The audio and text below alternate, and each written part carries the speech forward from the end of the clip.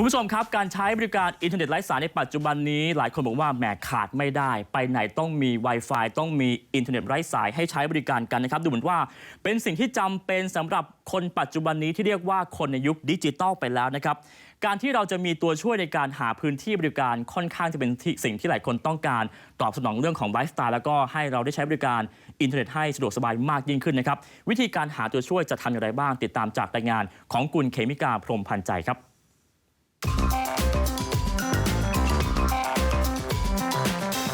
ในแต่ละวันหลายคนจะหยิบสมาร์ทโฟนขึ้นมาใช้เฉลี่ยทุก 5 นาที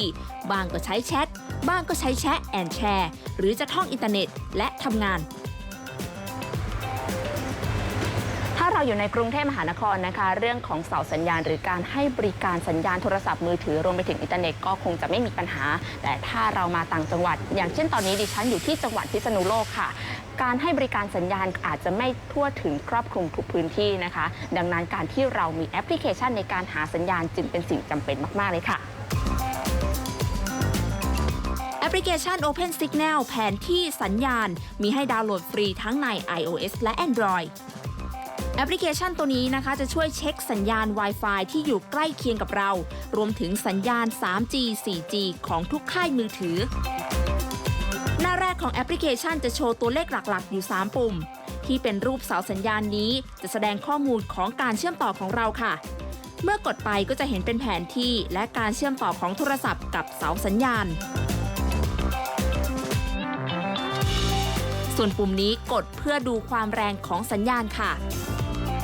เข็มที่ตรงกลางที่ขยับอยู่ตลอดเวลานี้นะคะปลายแหลมก็จะชี้ไปทิศทางที่มีสัญญาณที่ดีกว่าให้เราเดินตามไป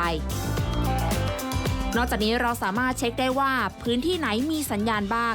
จะปรากฏขึ้นมาให้เห็นเป็นแผนที่ที่มีแถบสีปรากฏให้เห็นซึ่งจุดสีแดงก็คือจุดที่มีสัญญาณแรงที่สุดค่ะแล้วเราก็ยังสามารถจำกัดวงให้แคบลงมาได้ว่าจะให้แสดงแค่สัญญาณ 2G 3G หรือ 4G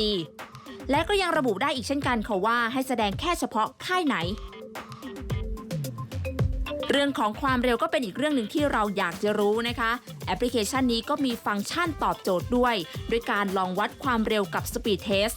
นอกจากนี้ยังแจ้งสถิติการใช้งานในแต่ละวันทั้ง Cellular Data และ Wi-Fi Data ค่ะทีนี้เรามาลองไปใช้กันดูค่ะเดินวนไปวนมาหาสัญญาณดีๆที่ไหนมีสัญญาณชาวโซเชียลอย่างเราก็พุ่งไปเลยค่ะทีนี้นะคะเราก็จะได้แชทแชร์ได้อย่างไม่สะดุดแล้ว